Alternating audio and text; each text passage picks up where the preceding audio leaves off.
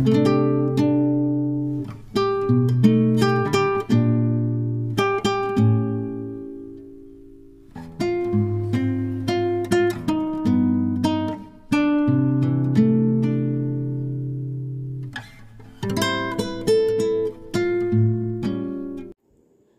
वालेकुम, welcome back to my channel. कैसे हैं आप सब? ठीक है, मैं भी अल्हम्दुलिल्लाह बिल्कुल ठीक हूँ। आज का व्लॉग मैंने शाम के टाइम से स्टार्ट किया है क्योंकि बेसिकली ये वीकेंड और संडे रूटीन का व्लॉग है। सैटरडे नाइट हमारे घर में कुछ इस तरह से होती है, सारी सेटिंग की तहस नहस हो जाती है और बच्चों का जो जी कर रहा होता है ना वो कर रहे होते हैं। लेट नाइट तक टीवी देखते हैं तो शाम के जो 4-5 घंटे होते हैं ना वो हमारे हॉल में ही गुजरते हैं। साथ साथ कुछ खा पी भी रहे होते हैं तो टेबल बस ऐसे फुल भरा हुआ होता है। और इस तरह से सोफ़ों पे लेट के टीवी देखने का जो मज़ा है ना वो किसी चीज़ में नहीं है। पहले पहले मैं मना करती थी क्योंकि इसके कवर निकल जाते हैं ना, लेकिन अब मैं नहीं करती। बस जैसे उनका दिल करता है वो कर लेते हैं। ख़ुद भी वैसे केयर करते हैं कि बहुत ज़्यादा ना निकले, आराम से ही लेटे हुए होते हैं।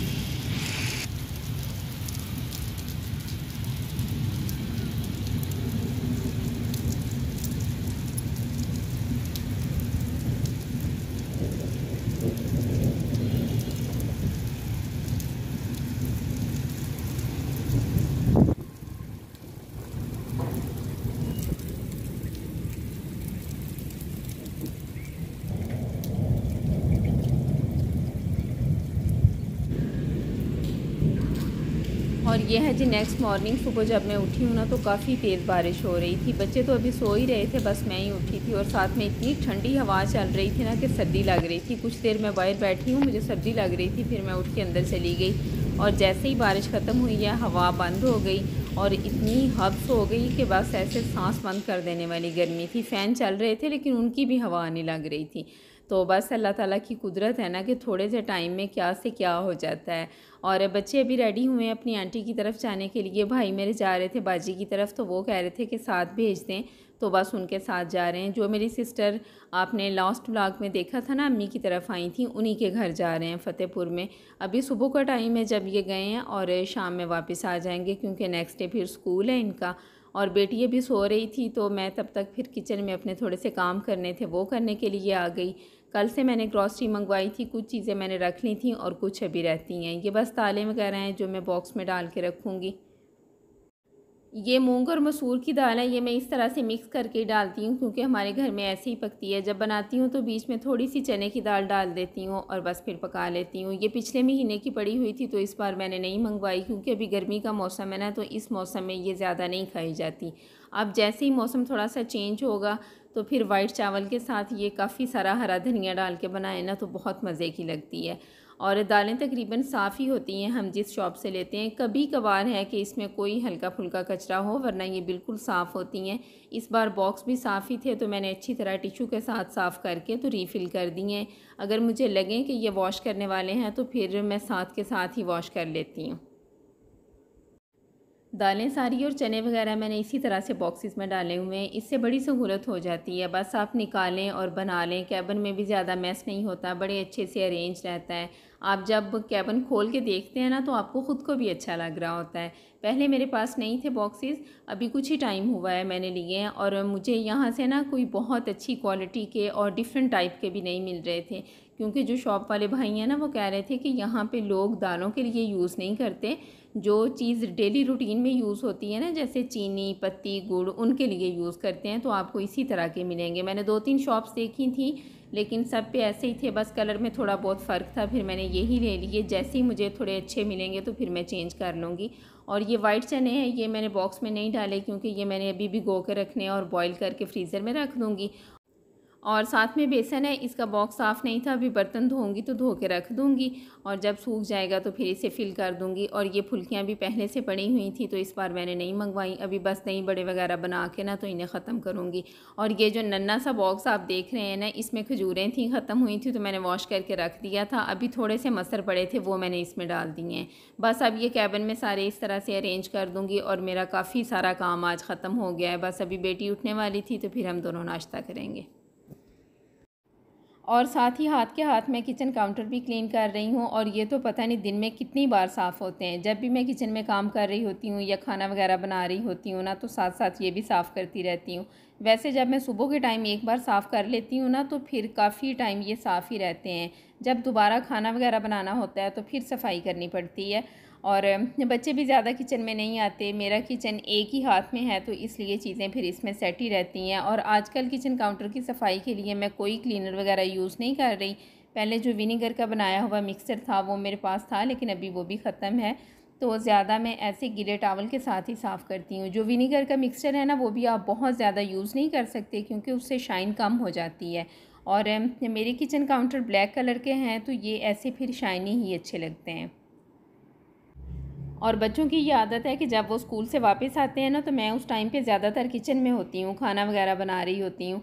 तो वो मुझे अपने दिन के बारे में बता रहे होते हैं कि स्कूल में आज ऐसे हुआ, हमने ये किया। तो जब बात कर रहे होते हैं ना, तो किचन की जो शेल्फ़ ऐसे टीवी लाउंज की तरफ है, उसके ऊपर लेटे हुए होते हैं।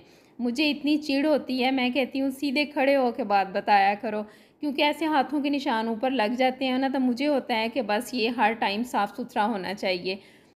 क्योंकि हमारा ओपन किचन है तो थोड़ी केयर करनी पड़ती है, हर टाइम ऑर्गेनाइज रखना पड़ता है। अगर किचन का डोर होना तो बस आप वो बंद कर दें, अंदर जितने भी खिलारे पड़े हुए हों कुछ पता नहीं चलता।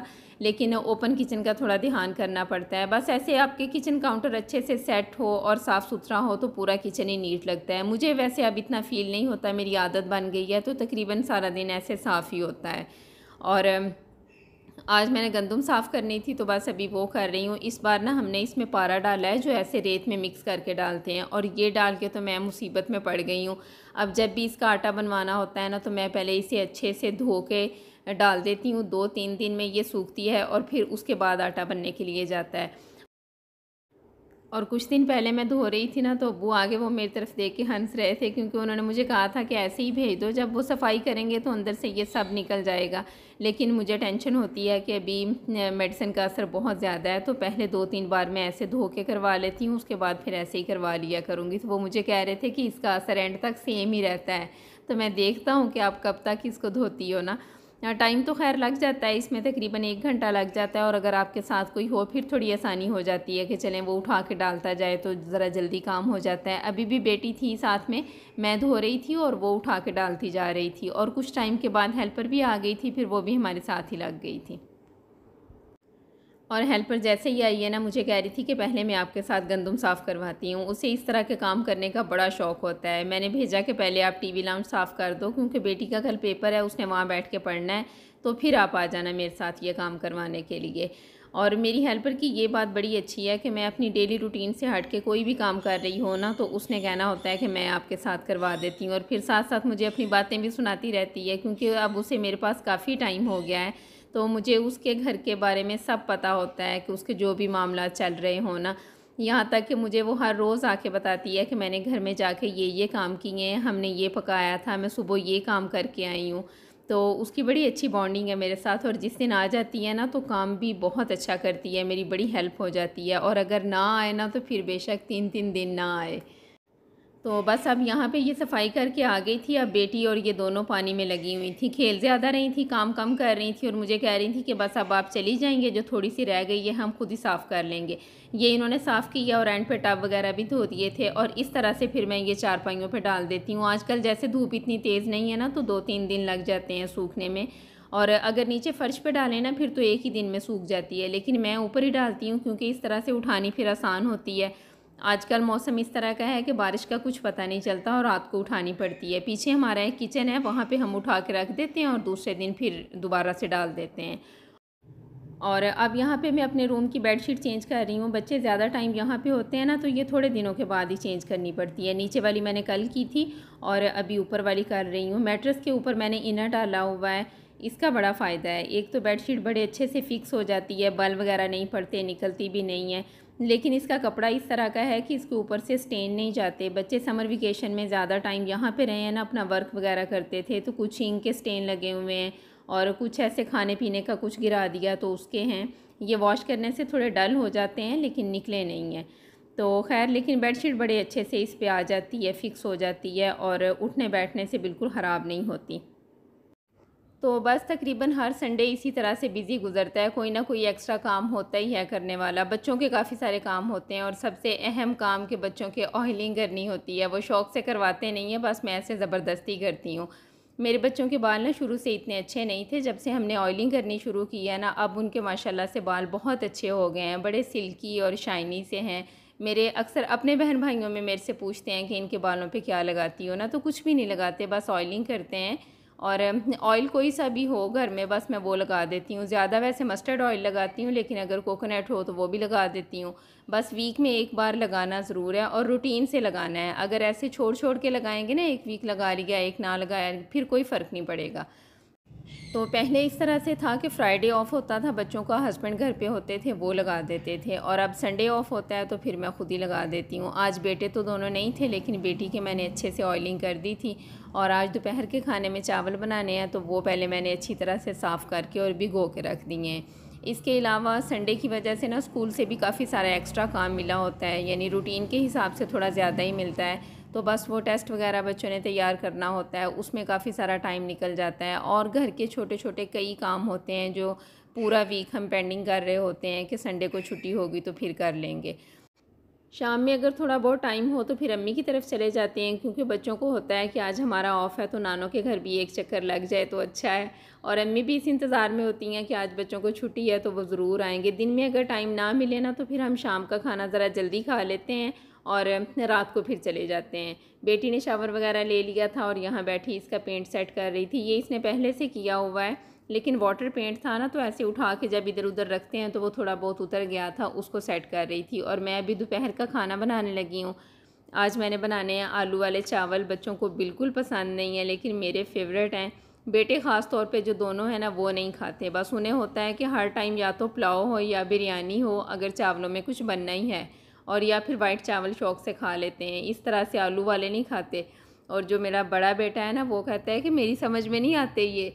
तो बेटी जो है ना, वो बड़ी मासूम है। उसे मैंने कहा कि हम आज ये बना लेते हैं, तो वो कहती है कि ठीक है। वो अक्सर मेरी हाँ में हाँ मिला देती है। जैसे मैं कहती हूँ ना कैसे कर लेते हैं, वो कहेगी कि हाँ जी ठीक है ऐसे ही कर लेते हैं। लेकिन जो बेटे हैं ना दोनों, उनके बड़े नखरे हैं। आज घर पे नहीं थे तो मैंने सोचा अपना मनपसंद काम कर लेते हैं। ये वाले चावल बनाना बहुत आसान है। 2 मीडियम साइज़ के प्याज लिए हैं मैंने। जब वो लाइट ब्राउन हो गए तो उसमें 1-1 चम्मच लहसुन अदरक का पेस्ट और 4 से 5 हरी मिर्चें जो मैंने साथ में ही क्रश कर ली थी वो डाल दी हैं। थोड़ी देर उनकी भुनाई की है और सारे स्पाइसेस डाल दिए हैं।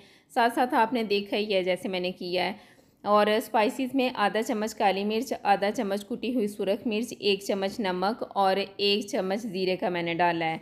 और साथ में थोड़ा सा दही डाल के ना फिर इसकी अच्छी तरह से भुनाई की है। साथ ही आलू डाल दिए और 8 से 10 मिनट भुनाई करने के बाद पानी डाल देना है। पानी मैं इस तरह से डालती हूँ कि अगर 2 गिलास चावल हैं तो इसमें 4 गिलास पानी के जाएंगे ना, लेकिन मैं हाफ़ से थोड़ा सा ज़्यादा डालती हूँ, यानी 2.5 गिलास मैंने पानी डाला है। और ये बिल्कुल सेट रहता है। लेकिन इसके लिए ना चावल आपको थोड़ा टाइम पहले भिगो के रखना होते हैं, यानी मैं 1.5 से 2 घंटे पहले चावल भिगो के रख देती हूँ। तो फिर इस तरह से जो मेजरमेंट है ना, ये बड़ी ज़बरदस्त जाती है। चावल बहुत अच्छे खिले खिले बनते हैं। पानी बॉईल हुआ है तो मैंने चावल डाल दिए हैं और फ्लेम मैंने मीडियम कर दिया है। जब पानी तकरीबन ड्राई हो गया है, बहुत कम रह गया था, तो फिर मैंने 15 मिनट के लिए दम पे रख दिए हैं।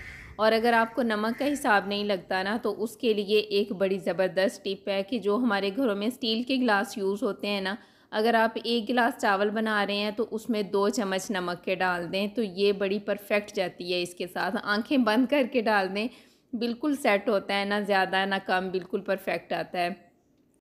तो ये है जी फाइनल लुक। बहुत मज़े के बने थे। साथ में सैलड और रायता बनाया था, लेकिन उसका क्लिप मैं नहीं ले सकी क्योंकि सिस्टर की कॉल आ गई थी, मैं वो सुनने लग गई। और बहनों की कॉलें आपको पता है कि कितनी लंबी होती हैं। जब मैं आई हूँ तो बेटी ने और हेल्पर ने खाना खा लिया था, तो फिर चीज़ें ना उस हिसाब से सेट नहीं थी, तो मैंने इसलिए फिर कोई क्लिप नहीं लिया। तो बस यहीं तक था मेरा आज का व्लॉग। होपफुली आपको अच्छा लगा होगा। अगर अच्छा लगे तो लाइक ज़रूर करें, और अगर आप मेरे चैनल पे न्यू हैं तो प्लीज़ सब्सक्राइब भी कर दें। आपसे मुलाकात होगी नेक्स्ट व्लॉग में। अपना बहुत ख्याल रखें। अल्लाह हाफ़िज़।